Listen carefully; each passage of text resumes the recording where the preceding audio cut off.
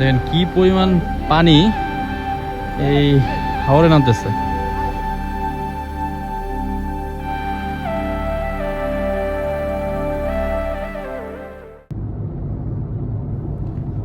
সুপ্রিয় দর্শক মণ্ডলী, আসসালামু আলাইকুম।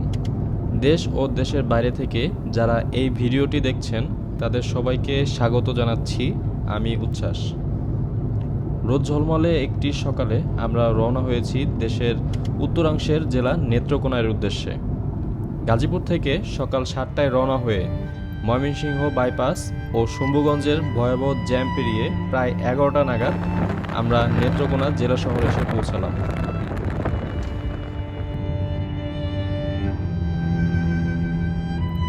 আমাদের গন্তব্য কিন্তু মোহনগঞ্জ। নেত্রকোনায় খাওয়া দাওয়া শেষ করে আমরা রওনা হলাম মোহনগঞ্জের উদ্দেশ্যে।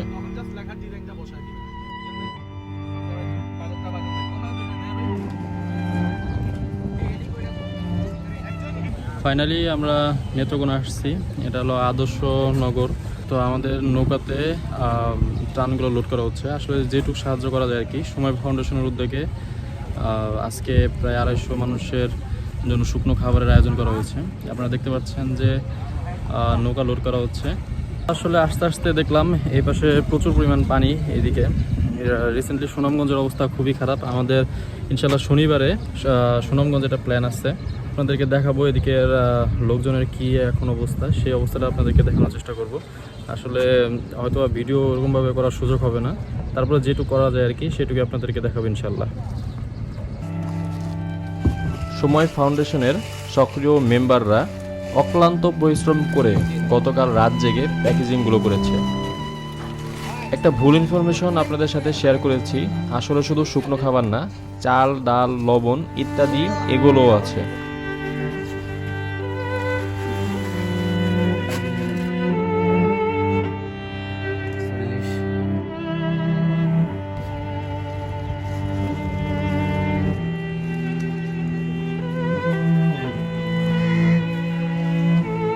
এই যে আমাদের ত্রাণগুলো প্রায় নৌকাতে লোড করা শেষ।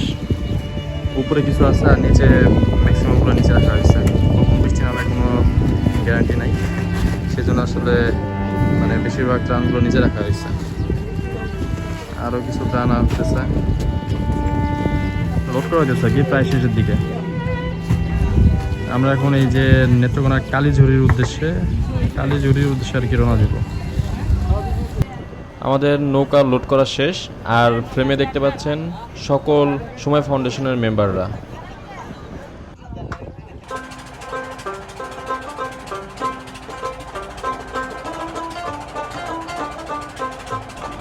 আমরা ত্রাণ নিয়ে রওনা হয়ে গেলাম। আমরা আজকে আদর্শ নগরের বেশ কিছু স্পটে ত্রাণগুলো দিব। আমাদের আগে থেকে বেশ কিছু প্রতিনিধি ঠিক করা ছিল যেন সঠিক লোকদের কাছে আমাদের ত্রাণগুলো পৌঁছাতে পারি।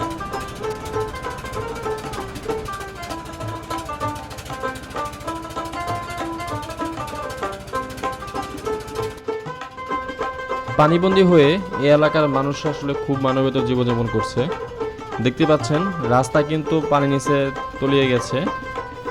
মুদির দোকানের মালামাল পৌঁছাচ্ছে না ঠিক মতো, জিনিসপত্রের দাম কিছুটা বেশি। রান্নাঘর, টিউবওয়েল, টয়লেট সব কিছু পানির নিচে।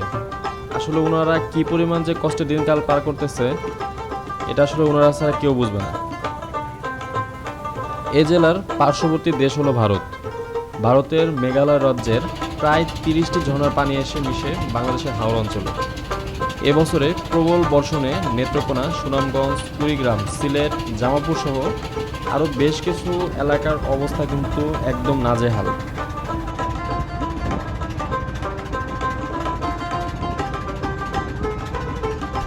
ইনশাল্লাহ আগামী পরশু অর্থাৎ শনিবার আমরা সুনামগঞ্জ এবং সিলেটের বেশ কিছু অঞ্চলে যাব বনাতদের মাঝে ত্রাণ দেওয়ার জন্য। মহসিন ভাই, আমরা যে ঠিক এরকম একটা পরিস্থিতির ভিতরে দিয়ে যাচ্ছি।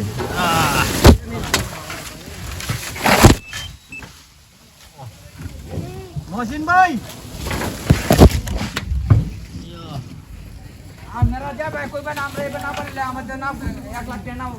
বলতেছিলাম এমন এক দুর্গম জায়গার ভিতর ঢুকছি যেখানে নৌকাটাই পর্যন্ত বাইজে গেছে। এখন নৌকাটা ছাড়ানো হইতেছে। এই যে এই পথ পাড়ি দিয়ে আসছি আমরা।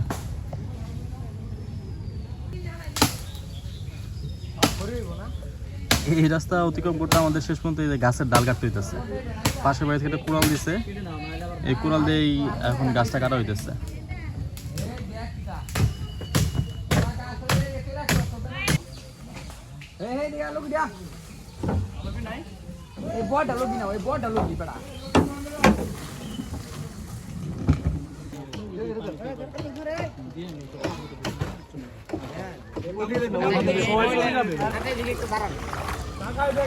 হলো বন্যা পরিস্থিতি, প্রায় হাঁটু সমান পানি হয়ে গেছে। এই দেখতে পাচ্ছেন লোকজন যাইতেছে, কি একটা অবস্থা আল্লাহ।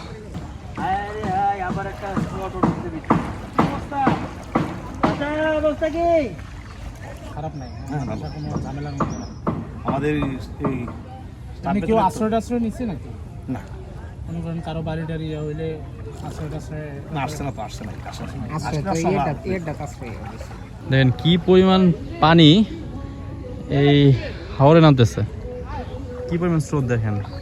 পানি অবশ্য গতকালকের থেকে নাকি 1 হাত কমছে, 1 হাত না, আধা হাত কমছে আর কি। তো পানি কমে যেতেছে আলহামদুলিল্লাহ। সারাদিন আজকে ত্রাণ বিতরণ করে একটাই প্রাপ্তি, বয়স্ক লোকের হাতে ত্রাণের বস্তা আর মুখে হাসি। হয়তো একটু হলেও সাহায্য করতে পারলাম। চলুন উপর থেকে বন্যা পরিস্থিতির কি অবস্থা সেটা দেখে আসি। দেখতে দেখতে বিদায় নেব ইনশাল্লাহ।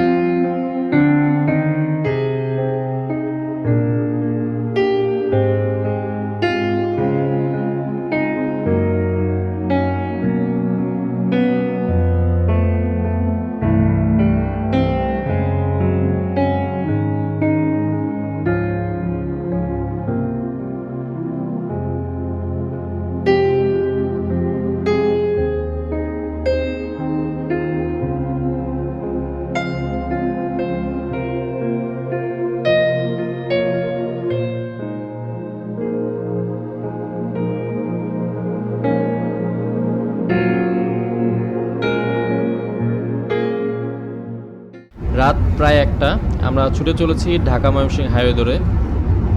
যারা আমার চ্যানেলটিতে নতুন তারা অবশ্যই সাবস্ক্রাইব করবেন, আর যারা সাবস্ক্রাইব করেছেন তাদেরকে অসংখ্য ধন্যবাদ।